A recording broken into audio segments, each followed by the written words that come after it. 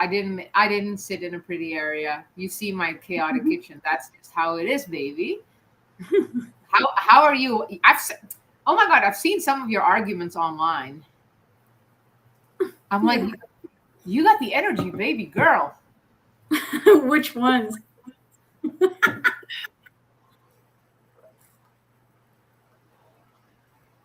Oh, what it was on one of our mutuals, which I could Oh. technically find it. He posted something Oh. that was very unlike him, I found actually. Um, and I first thought it was okay. Let me check our mutuals. We'll get there. We'll get there from here. Mutuals.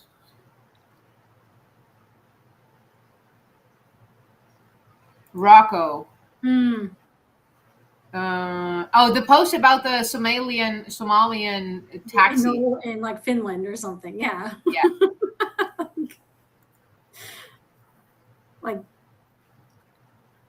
who goes to Finland to have a Somali experience? Like who sits there and goes through like all the different countries and saying, "Hey, we're going to take a vacation." I, okay. Let's make this an episode with fucking harsh realities. Oh, you're froze up on me again. Oh, you're back. Am I? No. Did I freeze too? No. Oh, This time okay. Yeah. So last week we touched upon how all cultures and religions are not equal. Correct. They are not. So this is kind of where I want to focus on in the Diamonds and Demons. Because I always accuse center, right, common sense, anything not left, basically, that they need to stop reacting to the left, because the one who is reacting is not leading the conversation. Mm-hmm. Right? So, and we respond a lot, you and I, in this conversation, to what the fucking leftovers do, right? Sure. And I would like to, and even the video you sent me last week, where the left operates from utopia inward, right? Mm-hmm. And then the rest of the world is kind of faulty by existence. Right. By its own existence, by default. Yeah. So I think we made the mistake as a collective, as a nation, and I'm very curious to hear, because you've seen it happen in real time. I think we made the mistake from,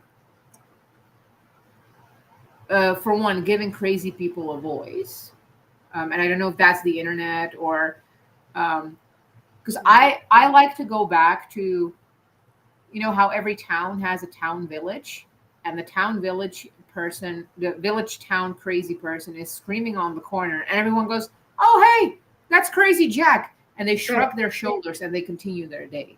Right. But we have gotten back where we actually take into consideration what the leftovers are saying, responding to it, and then get frustrated with how they are lacking any sense of reality, common sense, and I'm even over the word common sense by now, right? Because even that doesn't mean anything anymore. Right.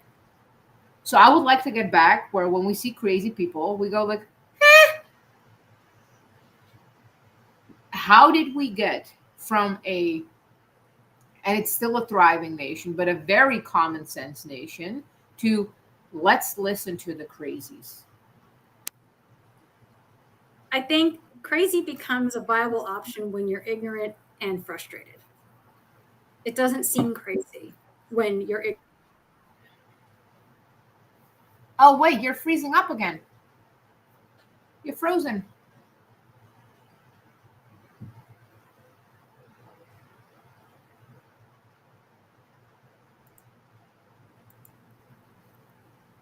No, still frozen.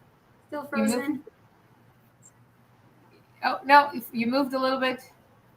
Okay, say something. Can you hear me? I can hear you, yeah. Okay. So I didn't hear anything you said because you froze up right away. Okay. So I was saying that when you're ignorant and frustrated, crazy doesn't seem crazy. Crazy just sounds like another choice, right? Okay, elaborate. So, and because like when like the way in which our system currently is, there's a lot of frustrating things about it. Like we're printing a lot of money, we're wasting a lot of money, there's a lot of fraud, there's a lot of corruption, a lot of cover-ups, there's a lot of bad shit, right? And people are frustrated because we're bearing the brunt of it, right? We pay for that. It affects us directly it impacts us more because we're just getting by, And so it ends up being that it's like, well, you can't just blame this. You can't just do that. And politicians are wrong in their own analysis and diagnosis of problems as well. Like they're just looking for clickbait so that they can get elected, right? So they're not really analyzing the problem either. So it's a bunch of tropes circulating. But going to your village idiot, right? The village idiot that's just kind of screaming on the corner. The reason why you could have the village idiot and singular, right? One idiot per village is because he's not normal and everybody else knows it. But when you start to give the village idiot any sort of, like you said, any sort of credence, any sort of validation, right? Any sort of affirmation, and other people start to listen to him, the idiots start to gain in population. It's not one village idiot. It's multiple idiots now. You've got several idiots. And there's only so much a society can absorb before the normies are overrun by idiots, right? Well, and specifically, you need significantly less idiots than you need normies to be overrun. Correct. I mean, well, like anything else, like you don't need less criminals than good people. Right. Yeah. Correct. But like there's a point of saturation, right? Because for every criminal, there's multiple victims. It's not just a one-to-one thing. So like and you have multiple good people, right? Good people. Right. But right. The one criminal will ruin it for 100 good people. Absolutely. On top of the victims. Correct. It starts because whoever you victimized, everybody that knows that person is. Oh no, you're frozen up again. Wait. No.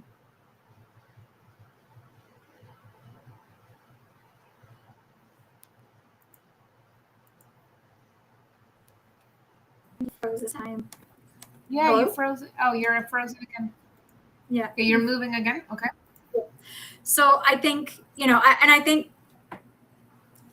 I think that it's. I think that kind of proportion, right, is something we lose sight of. But if you don't understand what the real problem is, how are you ever going to give it like a proper prescription for a solution, right?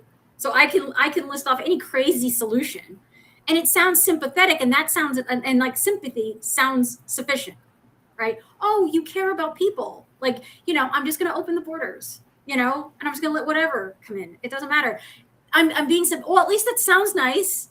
I don't know if that's actually a viable solution, but that sounds really nice. In my anger and frustration, you sound like a really nice voice in a sea of otherwise bad news or horrible things, and I want to give them that's me giving them the benefit of the doubt, right? Like me saying, okay, this is them actually being good natured about it. And they're not actually trying to be mean.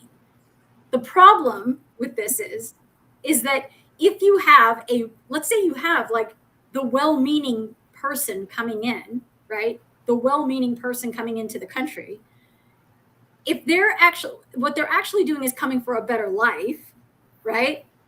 That means they're fleeing a worse life. In order to be better, that means where they're coming from is by definition worse in some way. I don't know which way. It could be economic, it could be social, it could be gangs, it could be crime. I don't know. Or any combination of these bad things. They're like, I can't with this. I got to get out of here, right? Well, what good does it do if you're a battered wife and you're running towards my house saying, help, open the door, I'm trying to get away. And I'm like, yes, come on in. I open the door. But then here comes your abusive husband right after you saying, open the door. And I'm like, oh, okay, yes, also you, I've just allowed what you're trying to get away from into your sanctuary. Your life has not improved at all, right? Like It's actually the same, just in a different place. And I haven't helped you in any way. Right. So I think we need to maybe even research a little bit back, and I feel like you're going to be able to provide me. You're going to be able to provide me with answers. So I feel like every friction right now that we're experiencing in American culture is politically grounded, right? It's politically rooted. So then I would like to go even further back to where we had the founding fathers who were very anti-government, right? Central large authority. How did we go from the founding fathers, the pioneers, the frontiers, the people who put, sought land and went at it after surviving the boat, to now fighting internally, whether your left side so-called virtue signaling is better than mine. I want everyone to be stronger. Like, how did we, because it's all still in oh, we froze up. Are we back? I'm back. I never left. Are you okay? So I didn't freeze up for you? Oh, okay. Well, it's on your side. Okay. So how did we go from a nation that was per definition rooted on individual strength, right? Because that was what was needed. That was what the Constitution was built upon. Anything and everything, any special document, anything was built on individual strength, and how that individual strength makes the group per definition stronger, the group which you desire to belong to now having this almost parasitic groupthink that operates from a notion like, look at me, I'm so empathetic. And then in the same breath, justifying murder because that person wasn't empathetic. Whether that person actually was or not doesn't even matter. Right. In their perspective, that person, the biggest crime that people not on the left do is not being empathetic enough. It's not even that they're doing anything bad. They're not empathetic enough, conform a formula that the leftovers hold. Right. You're not just not racist. You're not anti-racist. You're not actively anti-racist. You're not enough. Right. It's not and enough. Then we flip it even further to we need to be empathetic with the bad people, but only the bad people that we approve of, right? So Nazis, white supremacists, bad. Always. But a Latino criminal who has murdered 14 women, not so bad because he had an abusive childhood. Right? So we went down so how do we get here? Like, from the fact that a government, political parties have influenced, I don't even know which one came first, right? And we have such a division while this nation was built on anti-government. Right. I think there were a few huge pivotal moments in American history that led to this. There's an argument made that Washington was the first one to really fuck shit up, because he goes and has this whole, we win the revolution. Oh, wait. You're frozen up. It's happening every 3 minutes. Wait.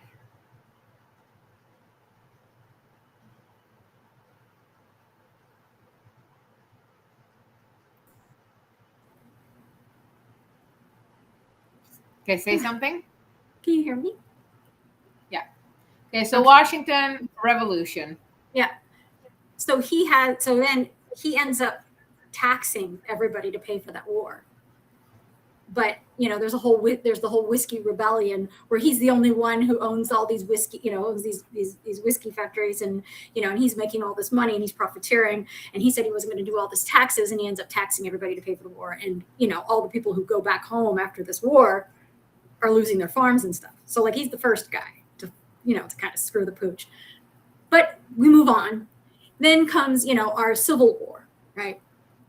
Civil War is also very contentious and controversial because everybody a lot of people believe that it's about slavery. Oh my God. In Europe, we don't learn about the Civil War really, Sure. except for it was an event, right? Like to that extent. Yeah. It happened. Just like, again, we have too many wars going on ourselves to like really deep dive.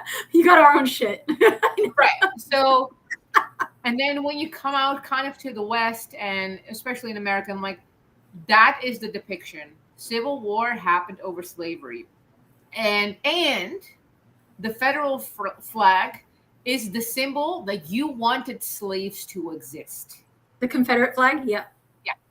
Yeah. And now I'm reading the papers, and I'm learning what more, and I feel, and by the way, and this simplicity is happening around the World War II. Hitler woke up one day and wanted all Jews dead. Yep. Like that's what happened. And everyone went, you know what? Yeah, the Jews kind of stink. Let's kill all of them. Like that's the simplicity. That's how it went. And I know. So when I ask Americans, who are like a lot of like riled up, I'm like, what do you think the Second World War was about? And they're like, well, Hitler wanted the Jews. I'm like, how long did it take? And like, they actually don't know. And World War II is a quite complex thing because there's several factors contributing to it. On top of it taking, like, he got elected in 1932, if I remember correctly. War didn't happen 8 years later, something like that. I'm saying it correctly. In 40, yes. In the 30s, yeah. Yeah. Yeah. And then in the 40s happened the war, right? So like, it's not a like, and by the way, if there's footage from Hitler doing his speeches, and they AI dubbed it now into English, and I'm like, kind of a sympathetic dude, kind of I could see, and he speaks not of Jews, by the way. No. There's no Jew mention. No. And also, he went for a much larger group than just Jews. Everyone was dirty. He wasn't pure blood. All the Slavic people, also bad, right? But somehow it became Hitler, Jews, that's it. So America is Civil War, black versus white, right? Right. The Southerners want slavery. The Northerners do not. Right. The Confederate flag is the symbol of wanting that slavery and the right for slavery. That's all it is. Yeah. And then a lot of like 500,000 people, white people, died because they were anti-slavery, but we ignore that. Right. In our simplistic terms. Right. And then I'm reading the Anti-Federalist and the Federalist paper. Anyway, I'm like, these people were on to fucking something. I had no fucking idea. Wait, I'm like, am I a Federalist? Am I an Anti-Federalist? Like, which one am I now? Yeah, I know, right? It's far more than just that. Yeah, it is. It was far more economic, and it usually is. Just like World War II. Correct. Well, yeah. I mean, that was just, I mean, if you want to give a simple take on World War II, Treaty of Versailles. Treaty of Versailles. That did it. That sealed the deal. That was basically agreeing to the fact that we will see you in World War II in a few years. See you in a decade. Like, this is happening. Okie dokie. See you again on the other side, because we're going to really fuck shit up for Germany and just shake the bottle really hard and let the whole put a Mentos in it. Put a peppermint in it. Mentos. Yeah, just let her rip. That's what that's World War II. Like, so, I mean, but the Civil War, if you can't acknowledge the economic issue and the social issue, non-slavery related, okay? Take slavery out for a second. Just like you have to take Jews out of World War II for a second. I'm sorry, Americans were not laying their lives down for Jews. That's not what was happening. I mean, we weren't. Our country was turning away Jews when they were coming here as refugees. We were turning them away actively. So FDR was a known anti-Semite. He didn't want anything to do with the Jews. He was like, and he turned them away. So like, let's not pretend like this was all about the Jews. Okay. They can pretend that it's about the Jews, but we don't, but everyone else is just like, nah. So, because Japan had no skin in the game to have anything to do with the Jews, but they were still fighting alongside Germany. So like, they didn't give a shit. What? Jews? Like, can you imagine Japan just being like, you know what? I like the Jews. I think the Japanese were still wondering what the fuck a Jew was, because they're just like, it's a Jew. All these white people look the same. I'm on an island. Like, what is happening? So, I mean, obviously not about the Jews, but like the Civil War was about the fact that because if you think about the Emancipation Proclamation did not emancipate the northern slaves. It only emancipated the southern slaves. So you could still be a slave up north. The North had slaves. So it's like, and so it's like, what are you talking about? So it's like, it was very economic.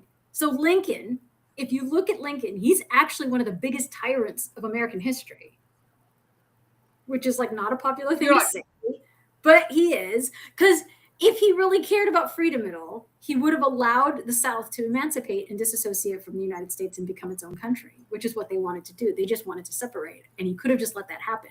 You mean they didn't want to just keep slaves? They probably did, but it was like 2% of the population who owned them, and they were black and white alike. Like it was all economic. And and with the advent of technology, slavery was going out anyway. It was on its way out. There were plenty of people who were, and if you look at the letters from Robert E. Lee, he's even like, it's on its last legs. I don't even like this institution. Thomas Jefferson came around and didn't like slavery. It was already culturally happening where slavery was on its way out. You did not need the war for that. The war was about the taxes. The war was about the taxes from the North and the tariffs and all the shit that they were putting on the South, because the South was all the product. They were the textile, they were the agriculture, it was all that stuff feeding the North. The North had all the industry. So the North was just coming for the South and taxing them left, right, and center, and they were sick of it. So that's what it was. It was, again, about taxes and, again, about leaving and just saying, I want out then. And they wouldn't let him go. So he's one of the bigger tyrants. And, like, and it's hard. It's hard for people to hear that, but it's true. But once you had the Civil War, the United States was really, like, reeling. Culturally, we were, like, lost. I mean, you can't have half the country pitted against the other. Then you say, okay, it's over. But is it? Like, do you just say it's over and then everybody's like, cool? No, they weren't for a long time. Like, people were really, like, just heavy-hearted. Like, it really was culturally, like, heavy in the United States. Like, there was no sense of unity. There was no sense of purpose. It was very, like, the country was defeated. Even the North. Well, and plus a lot of the, let's be very clear, like, these are not full-grown soldiers who are, like, 35 and understand life. These are young boys, 16, 17, whatever age was acceptable. And most of them had no real idea even, like, what they are actually fighting, except for that person in front of them. Right. It was just, it was a mess. It was a mess. And, like, to lose hundreds of thousands of Americans at that time, that population, that's a lot. Okay. Like, that was felt. That reverberated through both North and South on a civilian level. Like, the civilians were deeply affected. So coming out of that, right? So it's the late 1800s. We're kind of reeling. We never really fully get our mojo back, and then what gets ushered in, that is the portal. That is the portal. I think that was the opening where a lot of the kind of leftist ideology started to seep in. Starts with Francis Bellamy, right? Francis Bellamy comes in and says, I have something for everybody that will help. It's called the Pledge of Allegiance. We're going to introduce it to the children and bring them up to be, patriotic and, and conscientious. And it's an oath of fidelity to the country, and we'll reinvigorate everybody with patriotism, and that'll be great. He was a known socialist. Francis Bellamy was a known socialist. Like, and he borrowed he took the Pledge of Allegiance from the fidelity oath of France. So, like, it's not like it was something new. Oh, wait. We're breaking up. We're freezing. Wait. Freezing up. Everyone, wait. I hope y'all can still see me. I don't know. But I'm just waiting until I see the fan move again. Yeah, there the fan is. Okay, let's go. So he was a known socialist, wasn't an original idea, took it from no, French. but they started passing out little flags to students. And then came, you know, the Bellamy salute, right? This is the Bellamy salute. It was not this first, it was this, right? We had to get rid of that because of Hitler.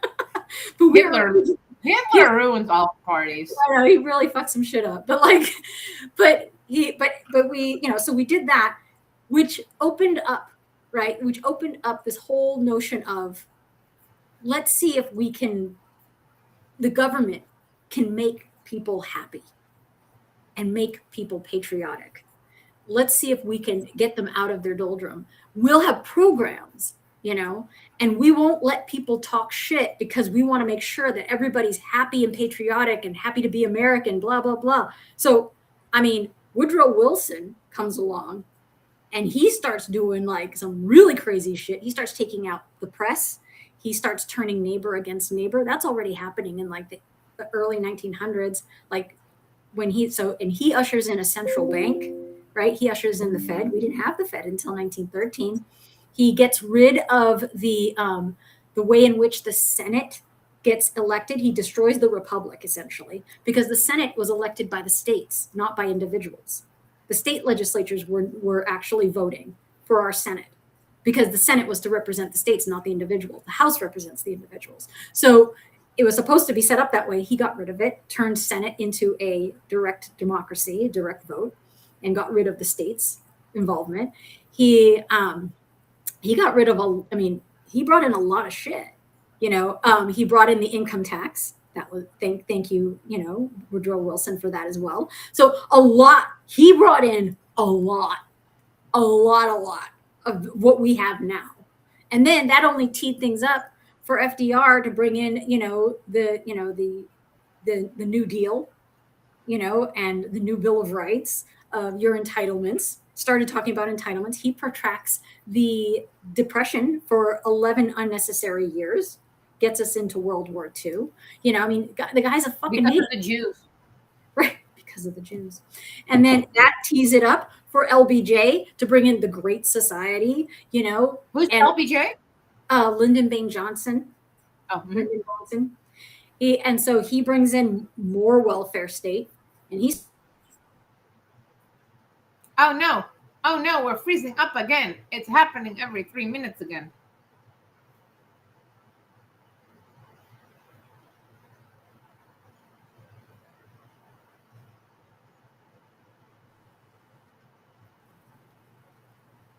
Yes, we're back. Okay. So, he brings in more welfare, breaks up families, right? And it's like, yes, we have, we got rid of slavery. We had Jim Crow. Under Jim Crow, at that time, Black economy was thriving. Sorry, but it was.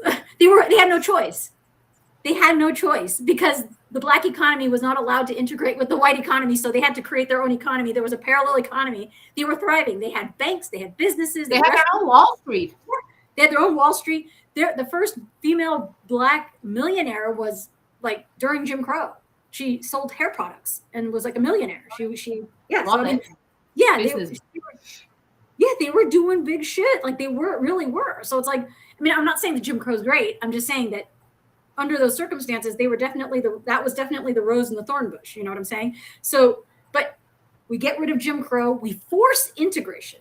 So we go from forced segregation to forced integration, which even Malcolm X warned that would create resentment, because when you force people to associate or not associate, you create resentment. We didn't learn that from the Civil War. We didn't learn that from Jim Crow, but this time for real, we're going to force it and it's going to work. Didn't work. I think the 90s for the United States was probably when we peaked, honestly. Everybody was just kind of chilling. Nobody really cared that you were Black or white. We just got over the whole gay thing. Nobody cares that you're gay anymore. Nobody cares about any of that shit. Nobody cares. Let's just get along. And like the 90s, we got along. Then comes the 2000s, and now we're life's too good. So we should probably find a problem. And if we can't find one, we'll make one. Yeah.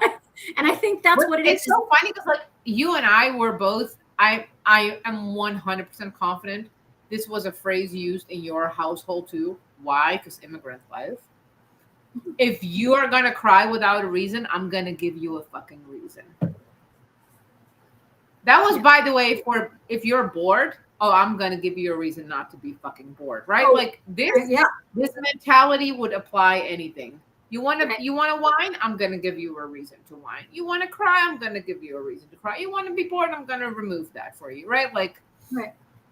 Yeah. And we had that. Like we had that kind of response that kind of checked us. But we were, like you said, we had a culture that people wanted and that other countries studied, right? To either infiltrate or to emulate, right? So, like, I mean, it's like everybody says that America doesn't have a culture. I said, then what the fuck were the Russians studying in the 80s about the United well, States? Like, this whole like, aside from Americans don't have a culture, then why is Hollywood worldwide? I keep repeating this endlessly for the people who are new. I believe, by the way, that the hate towards America is because America is super young. America is like your toddler sister from your mom's second wedding, and she's doing better than you. right. That's what's going on. Yeah. Like the little bitch is fucking 3 years old. You're 40, and she's making more money than you do. Everybody wants to wear what she's fucking wearing. A fucking Right. toddler, by the way. A fucking Right. toddler, like wearing glitters, and everyone's like, "Oh shit, glitters are a fucking great idea, actually." And you're like, Yeah. "We're listening to a 3-year-old." Excuse. That's what's going on. Right. Yeah. And I think then Europe kind of got captured. You know, like Europe kind of got captured into its little like wokey shit too. Now I can't tell if it came from the United States or if it came from Europe because I'm sold on the fact Like, that it you was mean brought no, the here. West, West Europe? Yeah, no, that came over from because West Europe is always like a few years behind. East Europe is like fucking 100 years behind with anything, and certain things will never make it. Right. But like fashion wise, right, or like music wise, we're way too slow. Also, because English is not the language we learn in school. It's like Russian or German, right? So Yeah. there's a lingual gap. Maligator, can you please figure out your life? Thank you. And sorry, talking to my dogs.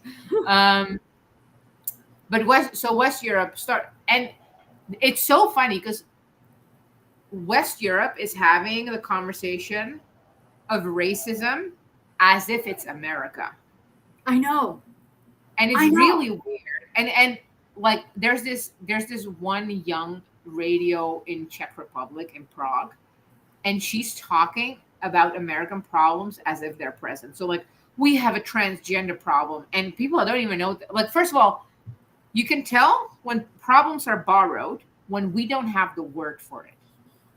Like that's the first thing. So in East Europe, we don't. No Slavic language has the word for motivation, right?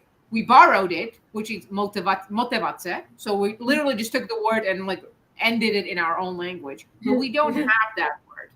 Same for transgender. We don't have transgender in our language, so we use transgender.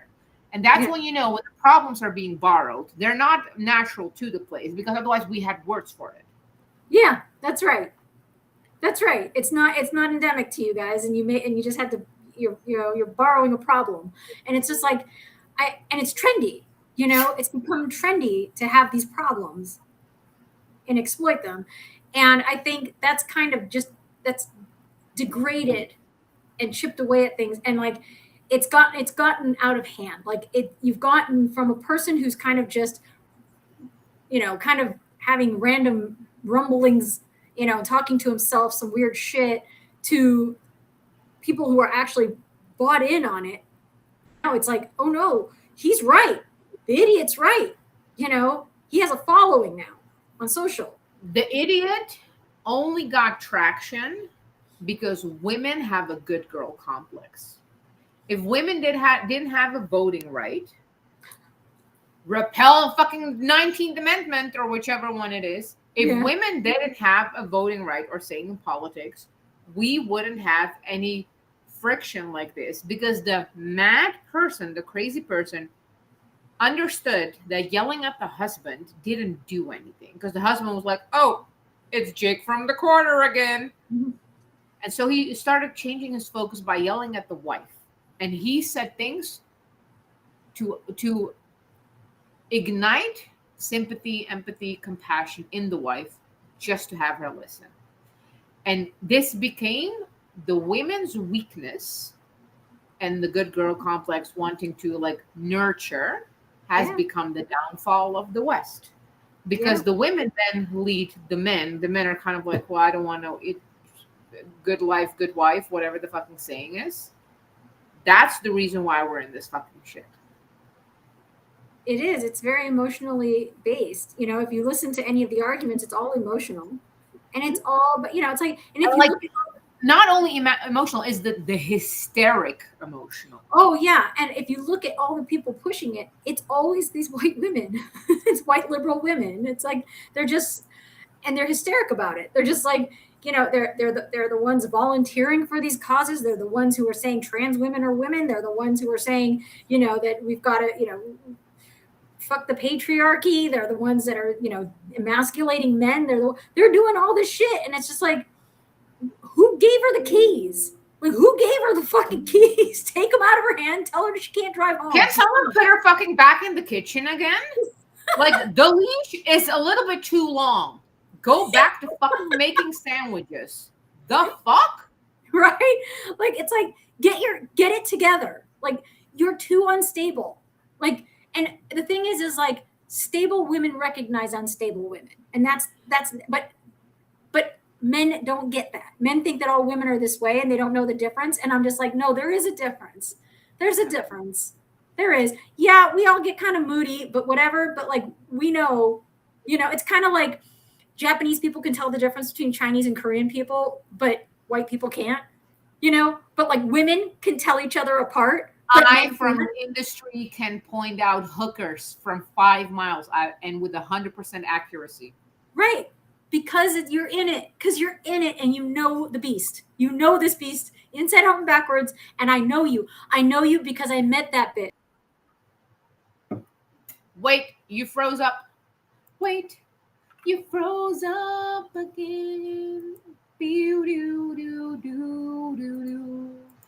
Wait, you froze up again. Do do do do do do.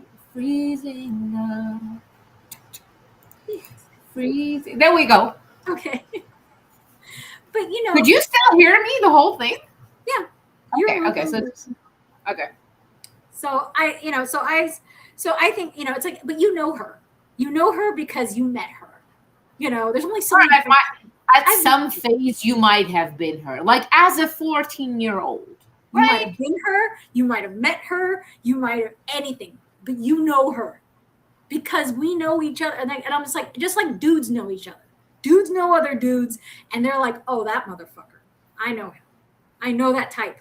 I know that type because I met him. I went to school with him, you know, like, and that's the thing is it's like, what we need to do is share notes, right?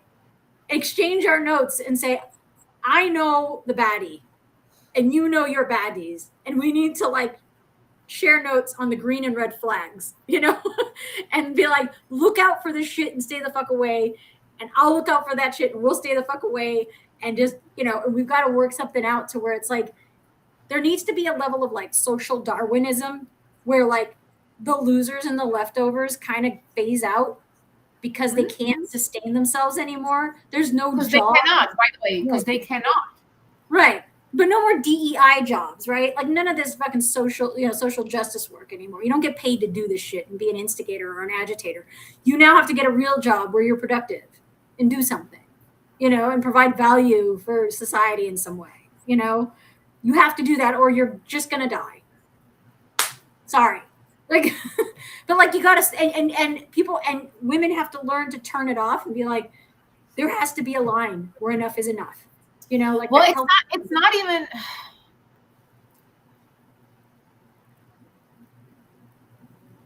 I'm thinking, right? One second. It's not even having to turn it off. It's the reason women are allowed to be excessively hysterical and emotional is because there's too much safety. And that sounds really fucking brutal for me to say, right? You're not wrong. You're not wrong. But you're only able to act upon emotions, for one, because you're in a fluffy cage, right? Yeah, Like, that's true. someone built that fluffy fence around you, so Yeah. you have the freedom to go all fucking wild. Yeah. Because especially like immigrants, people from harsh, like, they don't fuck with this. No, they don't. They can't. They don't have the bandwidth for that. They don't have the bandwidth for that. Life is too fucking hard, and they've got too much shit on their plate to indulge their feelings. And there's contrast. Like, yeah. She needs to be busy. Make her busy then. Give her shit to do because she's too bored. I can tell you're bored because you're getting in your feelings. You have time to get in your feelings, then you've got time to clean. Go clean your fucking house. Because I know your house. Like, take care of the check engine light in your fucking car. People, people like hate me for this. If you have the ability to overthink, you have too much free time. Yep. You don't have big enough goals. Right. And you need to stop that shit. You need to stop that shit. You need to stop that shit. Because you're destroying yourself, and because there's no external friction to bump into, now you're poisoning everyone else with your hysteria and overthinking. That's why we have menu anxiety. There's a reason why boys don't have menu anxiety. Right. That's a girl thing.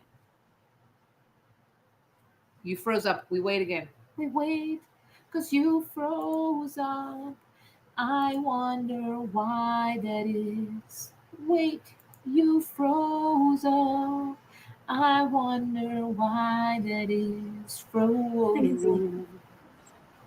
And have the froze. Yes, we're back. You're back. Okay, we're back. But you're right. Like, I think, but it's the same thing as like, but then whatever that discipline is that gets instituted, which I think we do need it. I think we need more cultural discipline. We need to be serious about it. Like, there needs to be and when I say cultural discipline, I mean going beyond that of what is and is not criminal, right? Like, what is decent, what is appropriate, what is acceptable, what is beautiful, what is strength, what is weakness, like, what is those things? Define those things, and then strive to be the society, encourage the rest of society to achieve the virtues that we've agreed are good things. We've agreed that this is beautiful. We've agreed that this is right. This is good. This is acceptable. This is proper. Well, the problem, and this is always my criticism for anyone who isn't left, and the whole spectrum who isn't left, that the majority of the people of, I would say, even just of America, just want to be left alone, right? And they just want, and I'm like, that's a fucking problem, because you're leaving the home.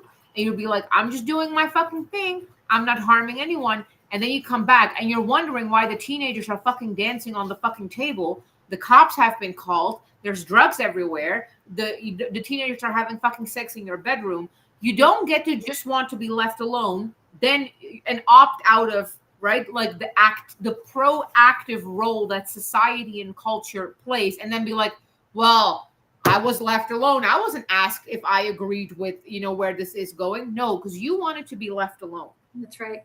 That's right. A problem. That's right. I don't want to live in a society where it's acceptable for a man to masturbate in a park in front of children. I don't want to live in a society like that. I'm sorry. I know he didn't touch anybody. He didn't hurt anybody. I don't give a fuck. I don't give a fuck. I don't want to live in a society where that's acceptable. So we need to start saying this is okay, this is not okay. Because if you keep telling me that he's not hurting anybody and therefore it's acceptable, you're going to run into a wall, right? Well, we moved that, right? We moved that now to he is hurting, but his act of hurt, his act of violence isn't his doing. It's because of the background, because of oppression. It's because... Right. So now every bad behavior has been justified by virtue of background, which by me with me never flies, because every leftover that wants to play victim Olympics, I will ruin their fucking. I have the gold medal of things that I've experienced. Oh shit! You froze again. Fucking hell. We wait again. We wait again. We wait again. This is so annoying. I'm waiting for the Yeah. fan. Yes, we're back. um, Again, the leftovers always want to play victim Olympics. I'll have the golden medal into receipts. So they never like. It doesn't matter what happened to you. Right. The end. Actually, that's it. It didn't fucking matter what the fuck happened to you. No one No, fucking cares. that's right. And infants are like, but you should care. No one fucking cares. No. Your friends care to a limit. Your parents care to a limit. Your trainer, mentor, teacher to a limit. On a societal level, you and your problems and your experiences and your traumas are not unique. Stop trying to make them unique. Right. They certainly don't make you special. And they don't give you a hall pass to be a fucking loser. Mhm. You know, like, I'm sorry, that's not your hall pass. You don't get to say, I'm playing the trauma card. No, you're not. No, you're fucking not. I don't recognize that as a currency. So you're going to have to do something else. Like, get it together. Go do some breathing exercises and get it together. Like, you know, but this thing where it's like, we're all just going to make it this equal sauce where we're all just going to, everybody can just do whatever the fuck they want. And there's no propriety. There's no sense of decency. There's no sense of, of like, there's no aspiration for something good, like some singular good that we can say, this is what we want. We want this. There was a time where we did do that, in large part because we shared a culture. We were culturally Protestant, even if we weren't all, not everybody was religious, but they were culturally Protestant. And so you had that kind of like ethic still inside the society where that was and then there became this thing called the American dream, which Americans took on because immigrants wanted it. We were so coveted. What we had was so coveted that they were like, oh, we got, it gave us pride. We had great pride in it. So we wanted to preserve that and say, look, we can give you this dream. Dreams come true here, and that's what immigrants are saying about us, and we were very, we were very flattered by it. What we forgot to do, though, is say, in order for that dream to remain, in order for that dream to be attainable, we had to preserve the free society that we had. You can't have a nanny state. You can't achieve dreams in nanny states. You can't get a better life in a nanny state. You can't get good things in a nanny. You cannot get better when there is a nanny. That's right.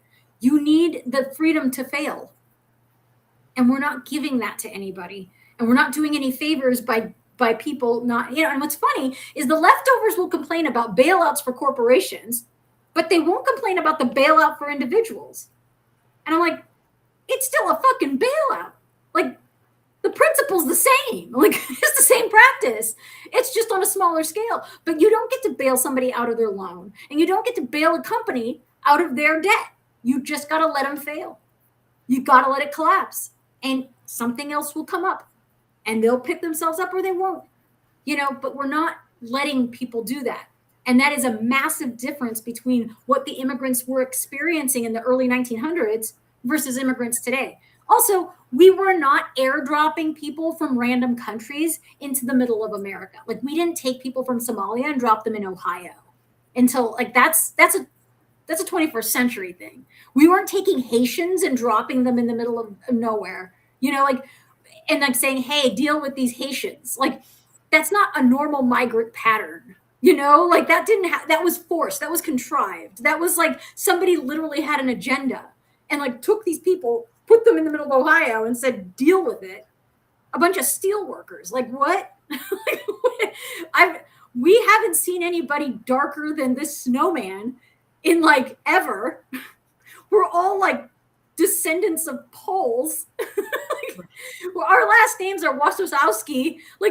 And you've got random fucking Haitians coming in. What? I don't know what to do with this. But we did that. We forced it. We forced that shit. That's not normal migration. That's not, I'm looking for a better life.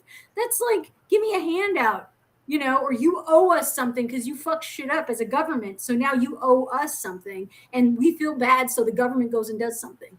But that shit has to stop. You have to say, what is it to be American? Define that shit. Be disciplined about it and commit to that. I don't understand I don't find that to be oppressive. you know? And honestly, I honestly wanted culture to replace government because I feel like culture is far more indelible. Culture is far more impactful and far more like self-regulating. You know, like people just naturally regulate towards that because it's part of who they are. They identify with it, it resonates with them, and they own it. Like they really do, and they take pride in it.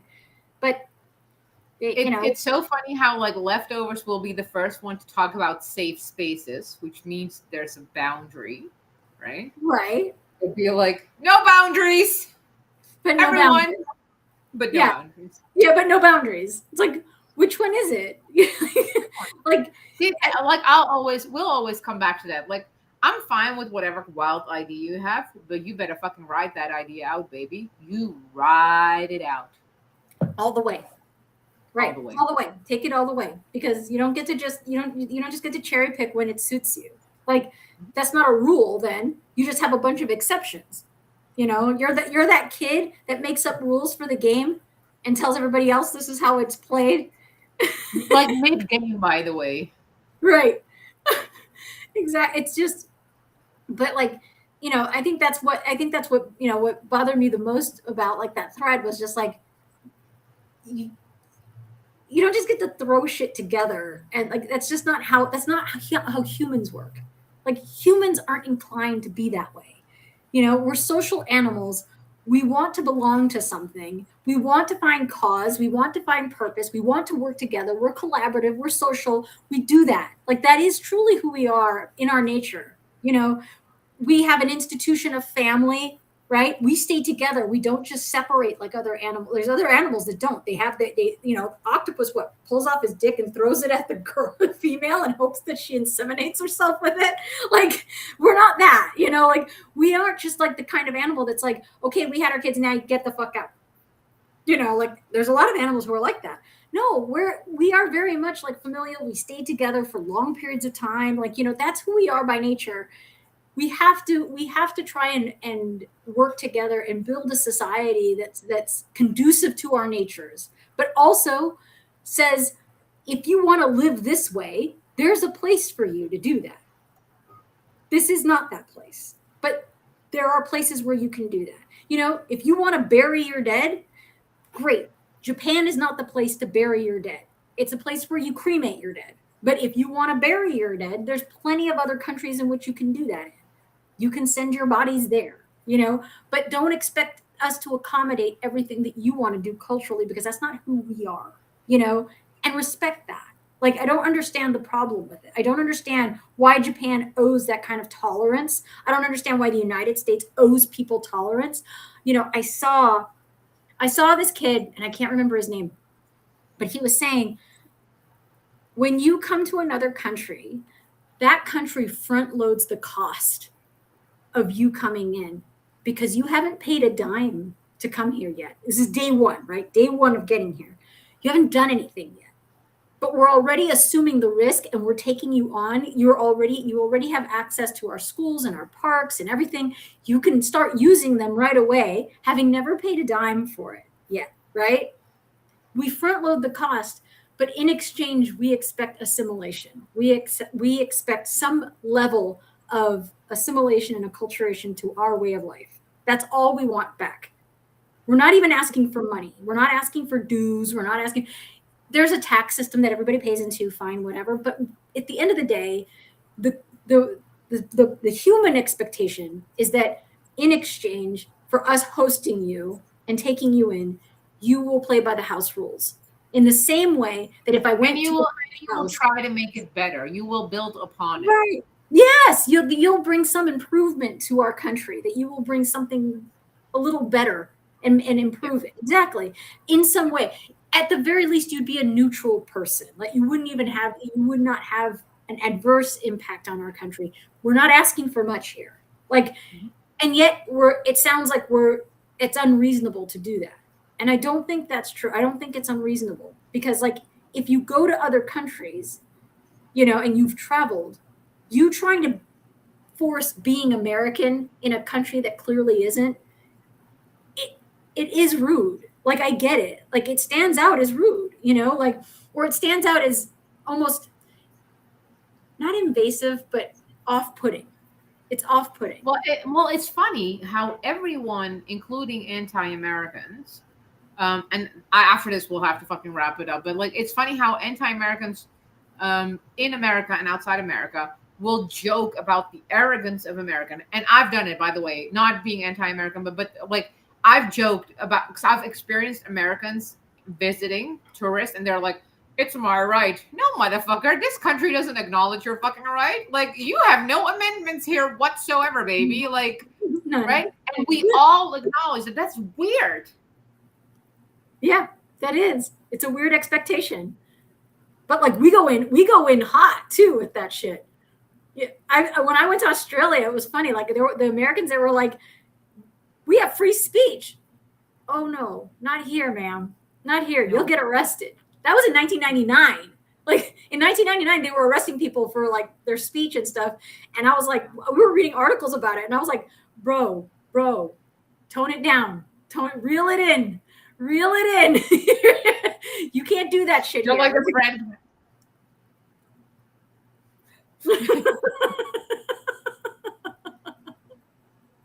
And then you get to go home to America and be like, "This is so fucking good, America." Yeah, now talk your shit. Fuck yeah. Yeah, talk your shit.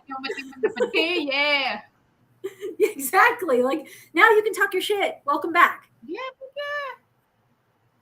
Oh, you froze up. You froze up and froze up. I'm waiting for the fan to move to signal to me how it do. Now, yeah, we're back. Okay. But yeah, basically we solved it again. America's the best. Yeah. It is. I like it. I was saying to Viking the other day that, like, I am sad that I'm like very busy growing business and doing business stuff, so I don't have the bandwidth to go down these historical rabbit holes. But the more I'm learning about like the history, and like, I'm fairly a decent and smart person, and I'm having even a challenging time to understand House, Senate, federal, state, judicial system, law system, constitution, bill of, like, everything, right? Like, I'm still making like a map in my mind. And so I can imagine if I, who has all this free time, has a challenging time, I'm assuming that the majority of the people just don't know it. Right. And that's sad. Yeah. And that's up to the frustration. Know it. Yeah. To bridge that gap, right? Yeah. We solved it. I hope so. Okay, baby. Diamonds and Demons, rich and hydrated.